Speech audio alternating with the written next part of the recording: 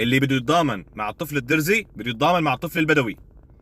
كثير فيديوهات انا عم شوف ستوريات لناس حقد لئم بغض بس لانه ابن ملته انا بتضامن معه وبحكي عن المله الاخرى وبتشمت باطفال وشهداء المله الاخرى.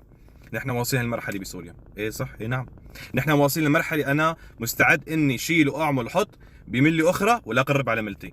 وصلنا لهي المرحله. نحن ببلدي نحن كنا واصلين لها من زمان وقلنا بعد التحرير رح نرجع بخير وسلامه، لكن للاسف بعدها هي العقول الباغضه اللي طول عمرها عايشه بعصور الظلمات رجعت نورت، لكن ما نورت العقول، لا نورت سفك الدماء والقتل بسوريا. الانسانيه ما بتتجزأ، الانسانيه ما بتتجزأ. بدك تزعل على الطفل البدوي والدرزي والعلوي، انت سوري. بدك تكون انت انسان تزعل على فئه معينه.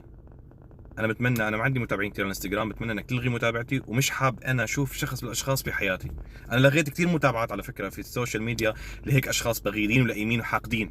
الانسانيه ما تتجزأ يا ابن بلدي. الدم السوري على سوري حرام.